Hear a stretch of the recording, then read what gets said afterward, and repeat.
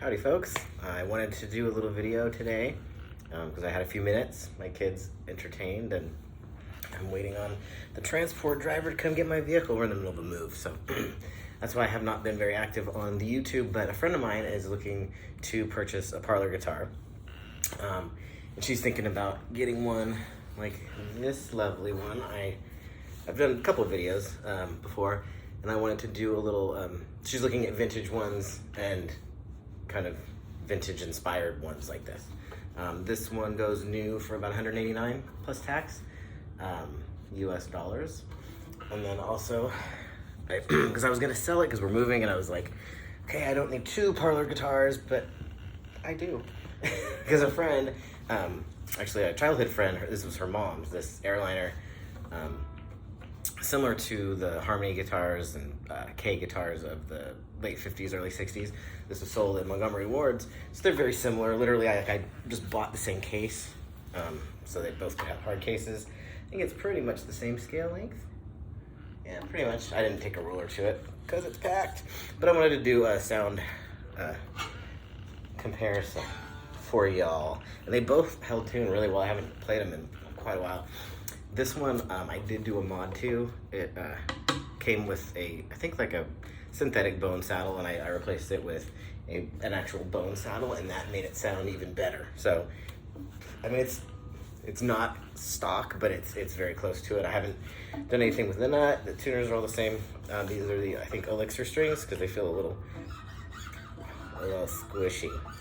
They're kind of weird, but then the other ones, I think just the Diodario I think they're like EJ16. They're not coated strings. So these are coated strings, non-coated strings, but they're very similar plywood body, similar body size, almost identical actually. So I'm gonna use my favorite pick next to my rosewood pick my buddy gave me. These are cool. Can you see? I'll do this.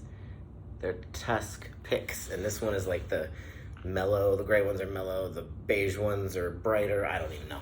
And there's different thicknesses. These are great. This one's a millimeter, I think. Yeah. So I just wanted to play a little. I will start with the Gretsch.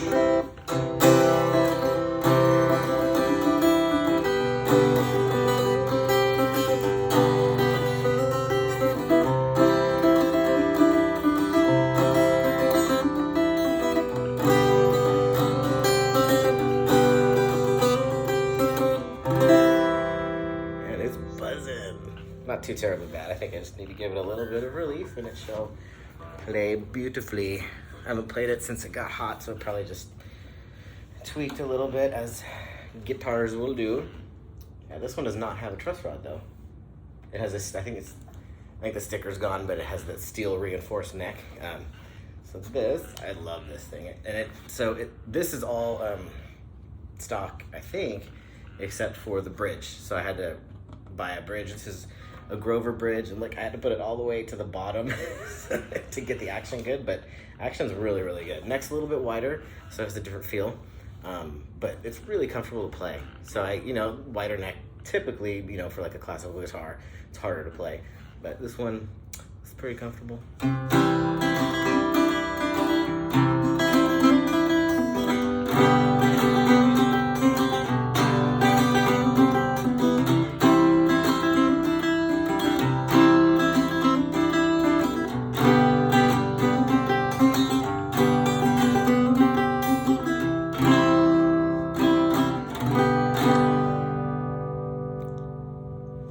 So, kind of just messed around with C and G chords, but wanted to give y'all a little taste of these two awesome parlor guitars. What, 60 or so years different? Vintage 60-plus-year-old guitar, and a 2-year-old guitar, or a year and a half, however long it's been since I bought it. I think I bought it for myself for my birthday last year, so it's about a year old.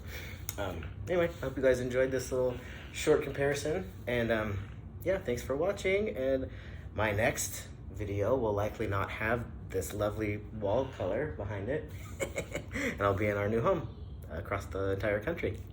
All right, thank you all for watching. Take care of yourselves and one another, and stay safe. Bye-bye.